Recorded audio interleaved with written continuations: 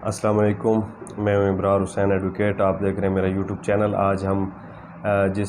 Subject पे बात करने जा रहे हैं वो है जिसे हम आम अल्फाज में स्टे कहते हैं या हुक्म इम्तनाई, या दूसरे लफ्ज़ों में इसे इंजंक्शंस भी कहते हैं, प्रिवेंटिव रिलीफ भी कहते हैं। आज की इस वीडियो में हम आपको बताएंगे कि हम कब और कैसे स्टे ले सकते हैं, हुक्म इम्तनाई अदालत से कैसे ले सकते हैं अपनी प्रॉपर्टी के बारे में या किसी दीगर चीज़ के बारे में,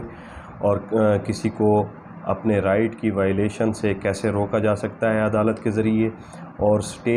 या हुक्म इम्तनाई जिसे हम कहते हैं वो कितनी किस्म का होता है और वो कोर्ट कब देती है हमें, उसके लिए रिक्वायरमेंट्स क्या हैं। तो आज की इस वीडियो में हम इंशाल्लाह ये सारी तफसीलात बयान करेंगे। आप हमारा चैनल सब्सक्राइब कर लें और लाइक भी कर दें वीडियो को। तो चलते हैं आपके नए टॉपिक की तरफ। तो ये हम सेक्शन 52 जो है स्पेसिफिक रिलीफ एक्ट 1877 का, उसमें ये कानून दिया गया है। जो चैप्टर 3 है स्पेसिफिक रिलीफ एक्ट का, उसका सेक्शन 52 है, और उसमें प्रिवेंटिव रिलीफ जो है वो बताया गया है कि कैसे दिया जाता है। तो प्रिवेंटिव रिलीफ जो होता है वो अदालत की जो है वो सवाबदीद पे होता है। वो आपको देना चाहे, अगर वो समझे कि देना चाहिए तो दे देती है, अगर नहीं समझती कि इसमें ऐसा मामला कोई नहीं है तो फिर वो नहीं देगी। तो दूसरी सेक्शन 53 की हम आज बात करेंगे। 53 में बताया गया है कि हुक्म इम्तनाई आर्जी क्या होता है, जो अमूमन हम अदालत के ज़रिए लेते हैं। जैसे हम किसी भी मामले में कोई प्रॉपर्टी का मैटर हो तो फ़ौरन हम अदालत में जाते हैं, स्टे लेते हैं और हमें फ़ौरन स्टे मिल जाता है। वो जो फ़ौरन हमें स्टे मिलता है वो क्या होता है, वो हुक्म इम्तनाई आर्जी होता है, जिसका सेक्शन 53 में बताया गया है, जिसे टेम्प्रेरी इंजंक्शन भी कहते हैं। और वो उसकी ये खासियत होती है, जो हुक्म इम्तनाई आर्जी होता है वो जब भी कभी कोई, आप फ़र्ज़ करें आपकी कोई ज़मीन है, उसमें कोई कब्ज़ा करना चाह रहा है और आपको पता चलता है, आप फ़ौरन कोर्ट में जाते हैं, तो वो प्रिवेंटिव रिलीफ के तौर पे हुक्म इम्तनाई का हुक्म जारी करती है। और वो हुक्म जो होता है वो एक लिमिटेड टाइम पीरियड तक होता है, वो हमेशा के लिए नहीं होता, इसीलिए उसे आर्जी, हुक्म इम्तनाई आर्जी कहते हैं। वो स्पेसिफ़िक पीरियड के लिए होता है या फिर कोर्ट के नेक्स्ट आर्डर जो भी हों उन तक होता है, कि कोर्ट जो भी इसके बारे में नेक्स्ट आर्डर करेगी, फिर फैसला करेगी, उस तक वो महदूद होता है। तो जब हुक्म इम्तनाई का दावा करते हैं तो उसमें दावा जो होता है वो हमेशा के लिए, जो दवामी हुक्म इम्तनाई जो होता है उसमें हम रिलीफ क्लेम मांगते हैं कि हमें हमेशा के लिए इस वायलेशन से जो है फ़लाँ बंदे को रोका जाए। उसके साथ एक एप्लीकेशन दी जाती है, वो सेक्शन 53 के तहत होती है। वो ये होती है कि आर्जी हुक्म इम्तनाई जो है दिया जाए ताकि फ़ौरी तौर पे इसको रोका जाए, और कोर्ट जो है वो फिर फ़ौरी तौर पे रोक देती है और फिर चंद दिनों का टाइम दे देती है। दूसरी पार्टी को नोटिस के ज़रिए तलब कर लिया जाता है ताकि फ़ौरी तौर पे जो वायलेशन हो रही हो उसे रोका जाए। अब टेम्प्रेरी इंजेक्शन आर्जी हो गया, वो कोर्ट अगली समात पे भी ख़त्म कर सकती है, या जब तक कोर्ट चाहे एक स्पेसिफिक पीरियड तक उसे बरकरार रख सकती है, या अगर समझे कि ये मामला ऐसा है तो फिर वो कोर्ट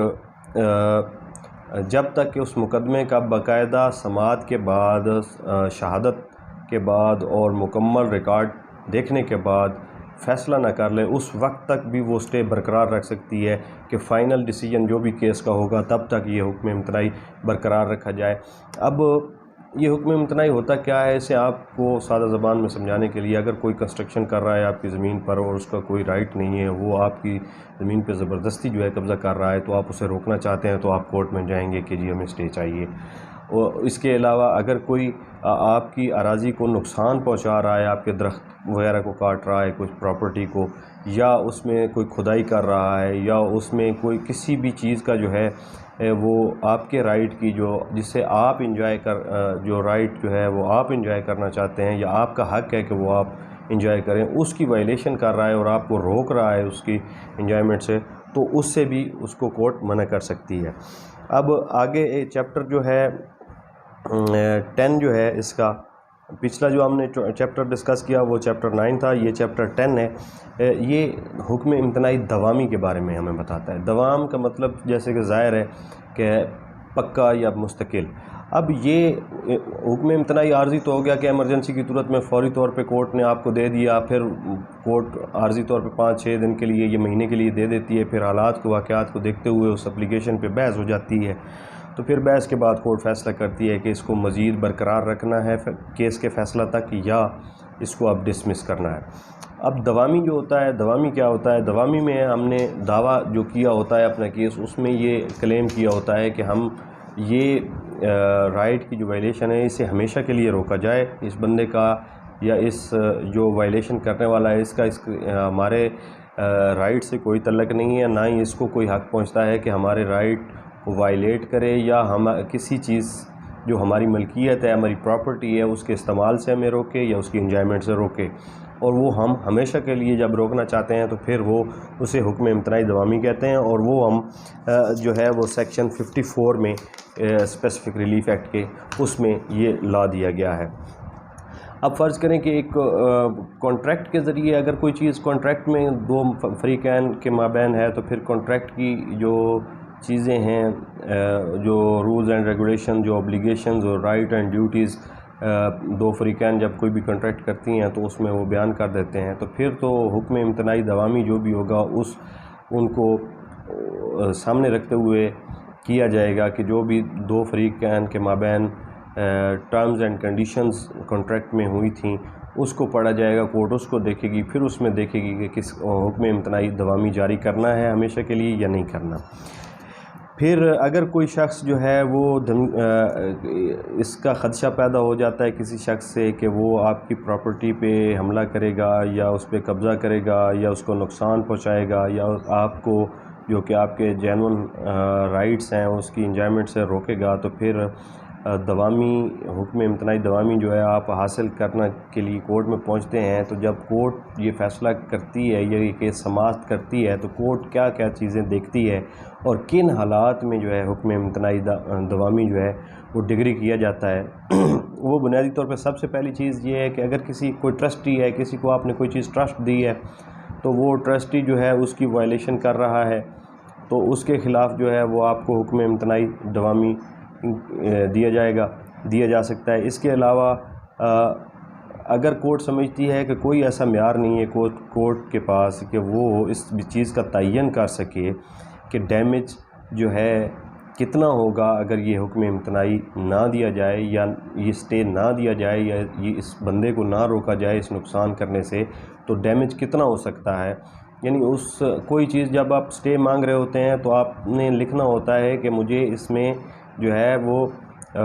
ایسا نقصان ہے جس کی جو ہے آپ کمپنسیشن بھی نہیں ہو سکتی اور اس کا اندازہ بھی نہیں لگایا جا سکتا۔ تو کورٹ یہ چیز دیکھے گی کہ اس کا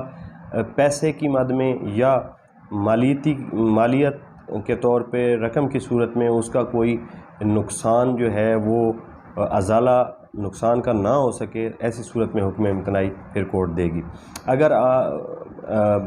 نقدی کی صورت میں یا رقم کی صورت میں نقصان کا ازالہ ممکن ہو تو پھر حکم امتناعی دوامی کا دعویٰ جو ہے وہ ڈگری نہیں کیا جا سکتا۔ اچھا، اسی طرح پھر جو نقصان ہو جاتا ہے انویژن کے ذریعے یا قبضہ کے ذریعے، اگر اس کا اندازہ یا جو ازالہ ہے وہ رقم کے ذریعے ناممکن ہو تو پھر بھی حکم امتناعی دوامی جو ہے آپ کو دیا جائے گا۔ اور اگر کورٹ یہ سمجھے کہ اگر یہ حکم امتناعی دوامی نہ دیا گیا اور یہ جو کارروائی جو چل رہی ہے، جو ایک فریق دوسرے فریق کی پراپرٹی پہ کر رہا ہے، زبردستی قبضہ کر رہا ہے یا کوئی چیز کاٹ رہا ہے یا کوئی تعمیرات کر رہا ہے یا تعمیرات کو جو ہے وہ گرا رہا ہے،